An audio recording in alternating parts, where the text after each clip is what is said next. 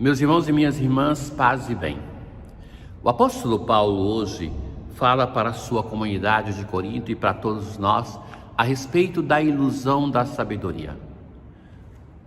Uma característica que existe no conhecimento da nossa época é porque no passado as pessoas sabiam pouca coisa sobre muita coisa.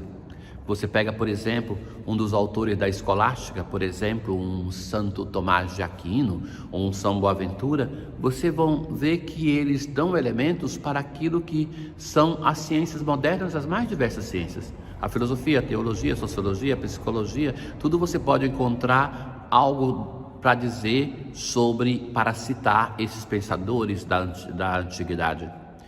Mas hoje o conhecimento é sempre mais específico. E uma característica muito comum das pessoas que estudam muito é a arrogância.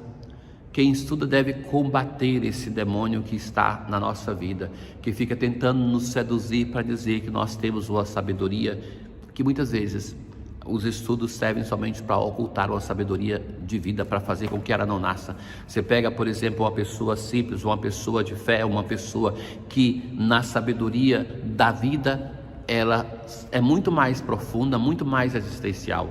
Como não reconhecer isso, por exemplo, em um homem que se chama ignorante ou iletrado, como São Francisco de Assis, que tem algo a dizer para a humanidade toda, para a pessoa de fé, para a pessoa sem fé, para um cristão, para um não cristão, porque tem essa sabedoria existencial, sabedoria que vem de uma vida humana vivida e dedicada, de uma vida de fé. Hoje o apóstolo vai dizer assim para a comunidade de Corinto: ninguém se iluda.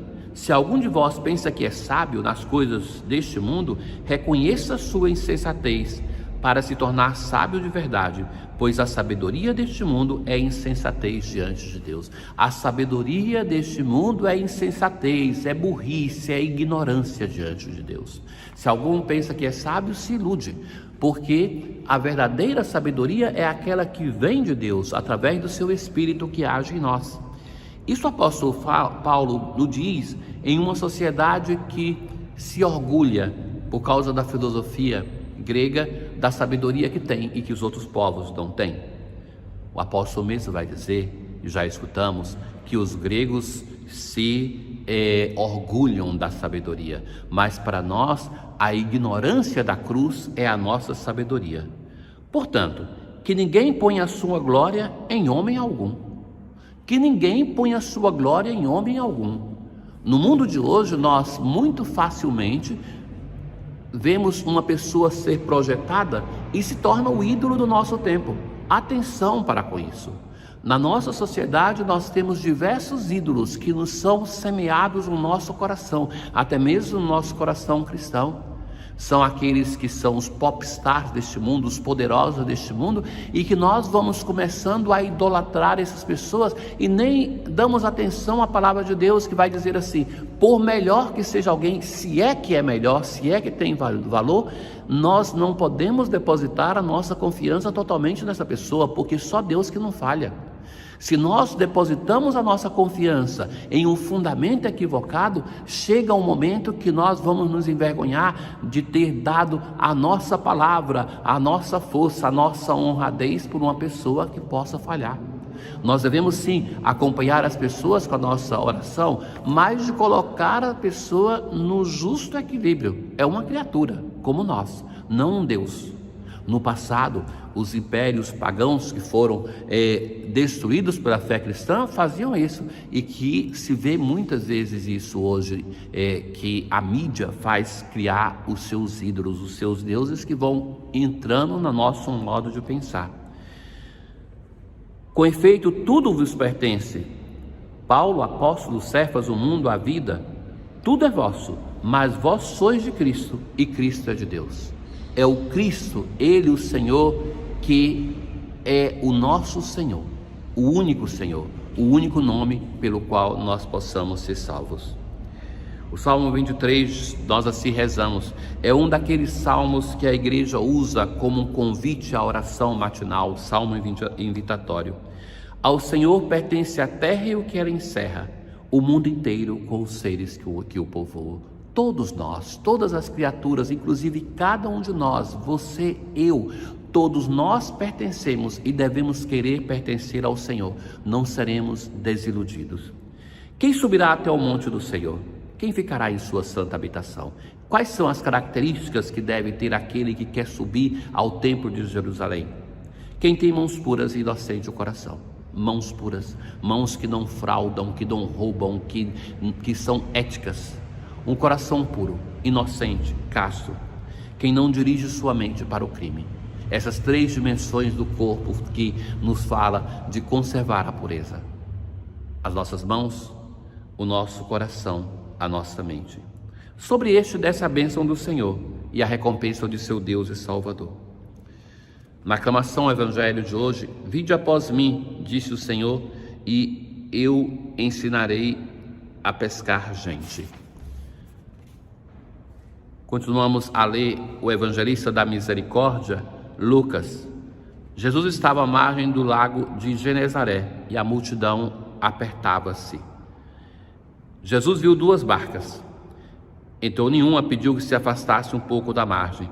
Depois sentou-se e da barca ensinava as multidões. É muito interessante quando se vai nesse lugar, em Genezaré, porque ali é considerado como uma bacia acústica natural e que também Jesus é considerado como um pregador com a voz potente.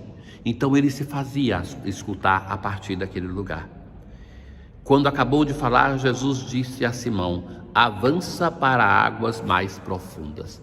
Essa expressão do Evangelho de hoje é muito interessante. No ano 2000, o Papa João Paulo II usou essa expressão para convocar toda a igreja. Saiamos, meus caros, da nossa comodidade. Estamos com o Senhor no lago de Genezaré, na turbulência da nossa vida, mas o Senhor está na sua barca, a igreja, e não somos pessoas, discípulos que se encontraram com o Senhor para somente tê-lo para nós. Devemos ir para águas mais profundas. É muito interessante que na nossa vida de igreja, muitas vezes nós tentamos encontrar alguém para evangelizar no nosso lugar. E nas reuniões de pastorais, dos diversos lugares, a gente fica buscando convencer aos religiosos, aos sacerdotes, para que faça eles somente o dever que é de todos nós. Todos nós, em função do batismo, somos evangelizadores. De certo que o religioso, o sacerdote, tem a sua missão ministerial específica na igreja, mas a missão de evangelizar é missão de todos nós.